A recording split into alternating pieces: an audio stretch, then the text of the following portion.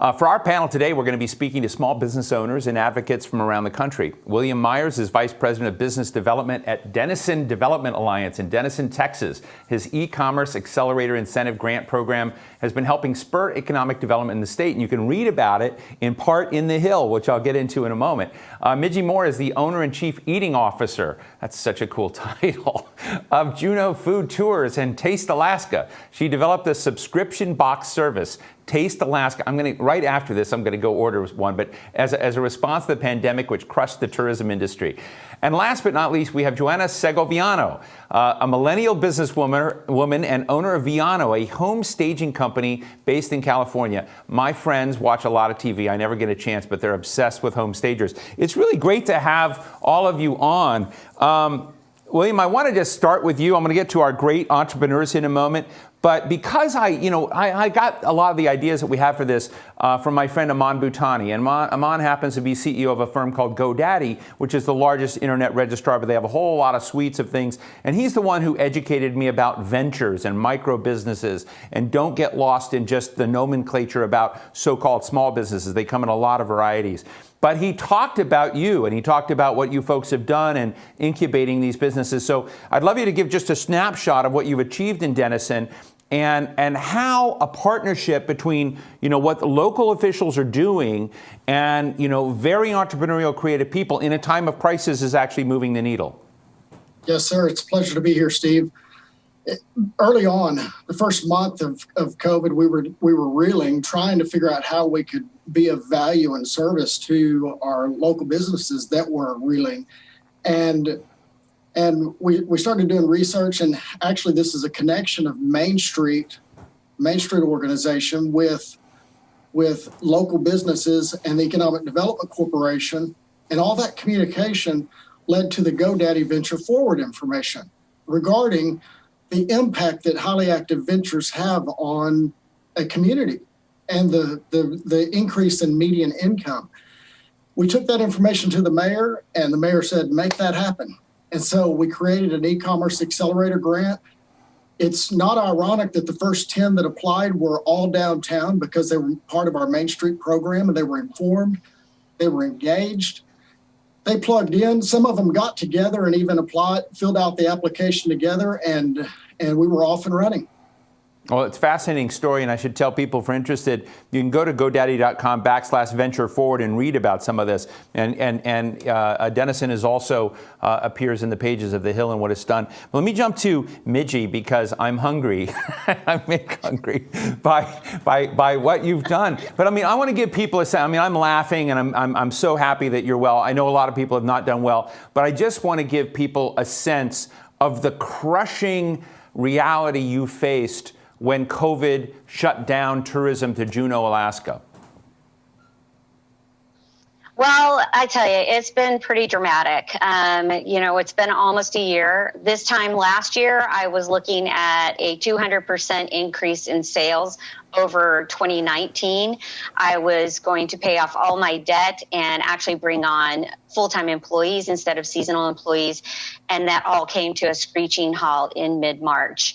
And it wasn't just me, it was the entire state and anybody who works in tourism. But Alaska, tourism is very important to us, and specifically in Juneau, where I live, because we're a major cruise ship port. And when the cruise lines could no longer come here because of the pandemic, we lost hundreds of millions of dollars in our economy, and as well as the tax base for our city. And so now everybody is struggling to figure out what to do. So tell us how you turned the corner.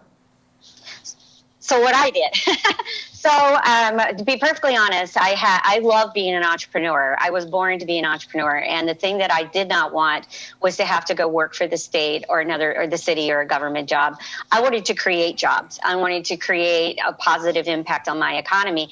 And so what I did was dust off an idea I had from a few years ago to create a food tour in a box. And in that box, it was going to be items that I could gather from some of my food tour partners, and we could ship it to people people as like a Christmas present. Oh, we bought you a cruise, and then it's a tangible good to unwrap. Well, I looked beyond that, and I realized there's all these people. We were expecting 1.4 or 5 million people to come to Juneau in 5 months, and none of them were coming. Well, there's a market there, and I was like, why don't I send Alaska to you? So our motto became, if you can't come to us, we'll come to you. And what I did was I curated boxes from products all over the state, made in Alaska products, and we ship Alaska to you. And in the boxes are food products. There's always an art piece or a cultural piece. And then we have travel and trip planning information. We have the Travel Alaska Guide. Travel Juneau has been very gracious to provide their guides. We had Explore Fairbanks. And so we get them from all over the state so that people can still plan those trips, and they're keeping Alaska in the forefront of their minds as they're getting ready to hopefully travel again. We know they're going to come back. It's just a matter of when. And I want them to be ready. But while they're looking at all of this great imagery of things they can see and do, they're noshing on this amazing Alaska-made food. Well, it's fascinating. Let me jump to Joanna and Homestay. And I should say I love Juneau. I've been there. It's sort of the most unlikely place, but we can get into that later. But Joanna, you're in real estate, and I know, and I should tell everyone that Midgi did not get PPP loan. She got something called an economic injury disaster loan. So part of it, is, how do you survive in this time? Are banks and financial institutions and other players leaning in to try to help where they can? And I guess when you made your pivot, tell us about your pivot, Joanna. Yes, absolutely. I like to call myself the queen of grants. I love just setting time aside and applying for grants, applying for the PPP loan. I was one of the small business owners that was the recipient of a couple of them. I want to say it was a total of 4 or 5 grants, and that helped me out so much. At the beginning, when COVID happened, I had employee shortage because either my employees were getting COVID, their family members were getting COVID, or in one case, my key employee's father passed away. And that was really hard on our company because she is the lead stager, the one that transforms all these beautiful homes. I had to step in, train a new employee. I had to train myself and start decorating houses. And I'm so grateful for these grants because they helped me during that transition. It helped me pay for my warehouse lease, payroll, insurance, and just set expenses that I had every month. And that's why I became the queen of applying for grants. Just like when I was in college, I would apply for scholarships. I started applying for grants, and it's just a habit now. I have it in my calendar to make sure I set some time apart to look for grants and share my story because I have a beautiful business. In 2019, we staged about 127 homes. That's about 17 a month. So it's a thriving business. We were hoping to keep growing in 2020, and we did in different ways. We added additional sources of income. But I would definitely say that those grants and pivoting and increasing our marketing efforts definitely helped us a lot. So, well, why don't you tell us real quickly what Viano does, so that we can not only know that you're a great grant seeker, but give people a little bit of an idea of the genius of your business. Of course. Viano Decor is a home staging company. We specialize in decorating vacant homes for sale in the Los Angeles area. What we do is we show up to a beautiful vacant home, we take a look, we make some notes, and we bring in our furniture, we bring in our decor. My background is my home, but it gives you an idea of how we decorate houses and we make them look so beautiful. And the whole intention is to influence a buyer to make an offer so the home can sell for more money and in less time. So wow. Viano Decor transforms places. It changes the way you look at space by adding furniture and decor. God, I don't want to sell my house, but you're so enthusiastic that maybe I should. I don't know. But let me ask you all real quick. We have a couple of questions that have come in, and they're, Katura Walker, and this would be, Joanna, right up your alley. It says, for small business owners, do you have any suggestions on writing grants? And I'd love to get your, quick take on that. And Glenn Osnes, of owner of Bristol Grove, says, what can be done for a small service, business that doesn't qualify for PP loans? Are there things out there? So, let me ask you to respond to Katura real quick, Joanna, and then ask our other two, because they may not be in that arena, what they might suggest in terms of pivots. But what is your advice on writing for a grant? You know what? I consider myself a great storyteller. I think that whoever's reading our essays or our Applications, on the other hand, they want to see someone who has a big heart, who is genuine. And I put on there, I'm a small business owner. I have a big dream to be the #1 staging company. Please believe in me. Please help me. And I use those words. And I think they can feel my energy. I jump through those words, through those letters, through those applications. So what I would do is start with the draft. Most grants ask the same questions. Why are you applying for this grant? Why do you think you deserve it? Tell us a little bit more about your challenges. And they don't only want to see your challenges, but your efforts and your actions that you're taking to go around those challenges. So I would say just put a draft together and speak from the heart. Someone on the other side is reading those applications, and they're going to listen to you if you speak from your heart and you're genuine and you really want it. And law of attraction, just think about it, visualize it, go around chanting, I'm going to get the grant, I'm going to get the grant. So being positive helps too. That's great. William, what's your counsel? Well, I would suggest being prepared. Do your business plan, have it updated. Build your network of banker, CPA, accountant, your all of your different consultants, your legal. And a lot of people didn't know how to respond to PPP and the EIDL when it first came out. And those that were able to respond quickest were those that had their accounting in order, had their lender that they could call up and ask, do I qualify? What do I qualify? So don't just do that for an emergency. Be prepared for every day in your business and lean on other people. Lean on your chamber. Lean on your accountant. The accountant is so important. And you just heard that Mr. Jones mentioned e-commerce. Lean on your social media and e-commerce consultant to help you get that built. You cannot do it all alone and be excellent at everything. Focus on what you're terrific at and use professionals for the other services. And real quick before I jump to Midgi, William, I hope I don't have this wrong, but when I last read about the incubator you folks set up, you had a wave of companies, and then now you have another wave of companies that have been involved. I don't remember the numbers, but for a relatively small community, it was really, really impressive. So one, am I right? And then two, are you doing show and tell? Because I think the success of what you've done is something, I wonder, can others replicate that in other parts of the country? We actually have it all posted online on denisontx.org/e-commerce. They can look at our applications and our guidelines and our, at the beginning, we were just trying to figure out what was needed. We called these businesses, how can we help you? And we built it around that, numerous hours and conversations. But it's just yes, it can be duplicated. It can be replicated. We had 10 in the first wave, 6 in the second wave. We probably have another 10 out there right now working on grants to submit for this fiscal year. We're thrilled about it. And we know that every highly active venture that we add in Denison helps increase our median income in the community. And it just gives you that it's real. Not only is this business being successful, but the entire community is being successful. And it's just an exciting opportunity to see that in reality. Thank you for that. Midgi, I know you didn't get a PPP loan. You got a different kind of loan.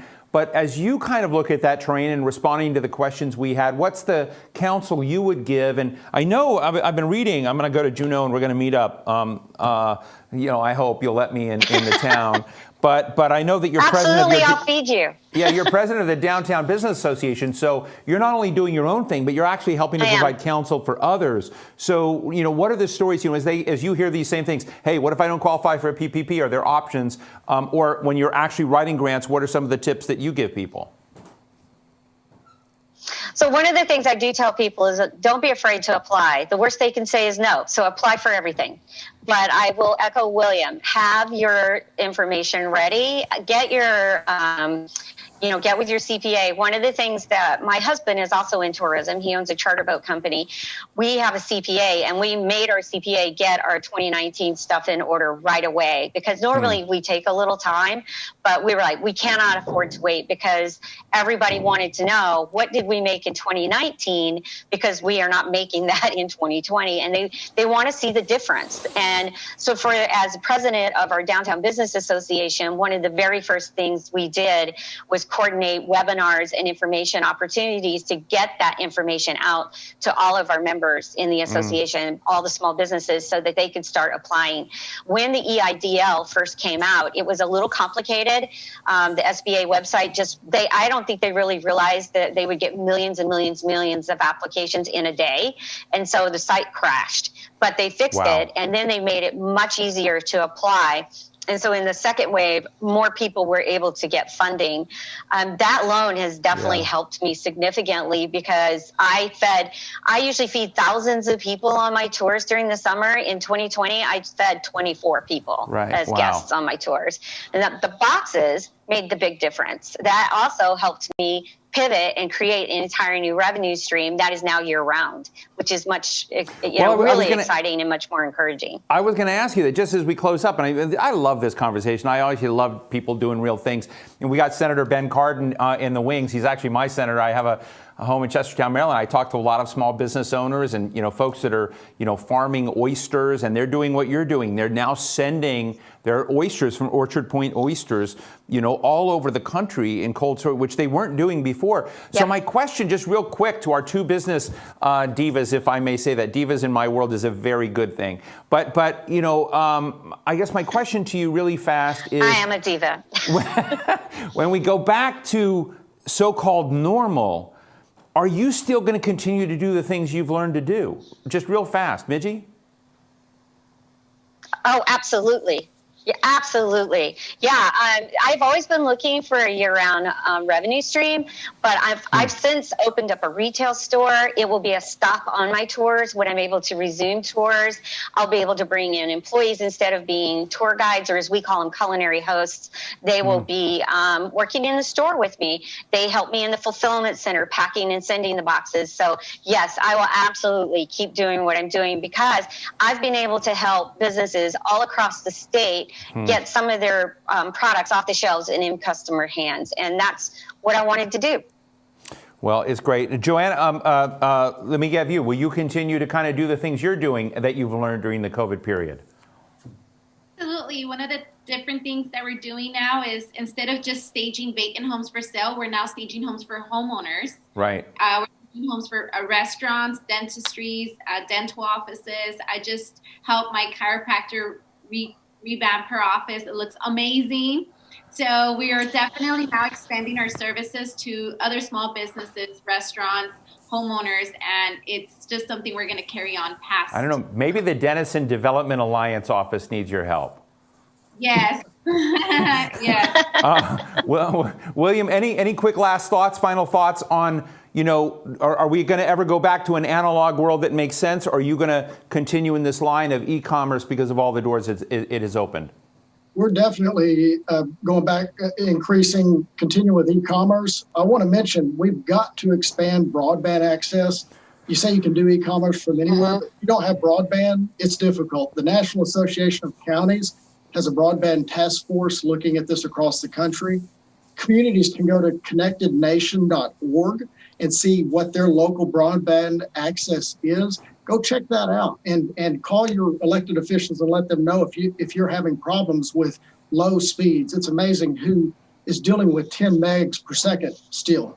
Wow. And we're fortunate in Denison, but it's something that definitely needs to be taken care of. And K through 12 education. North Carolina has some great programs. I'm in Texas. I'm jealous. I wish we had some of the programs North Carolina has, focusing on K through 12 high-tech digital education. Well, listen, this has been, I should never say this because, I love all my children equally, but I love this panel. William Myers of the Denison Development Alliance, Midgi Moore of Juneau Food Tours and Taste Alaska, and Joanna Segoviano, owner of Viano. Thank you all so much for sharing your stories with us. Thank you. It's a pleasure. Thank you. Really appreciate it. Thank you. My final guest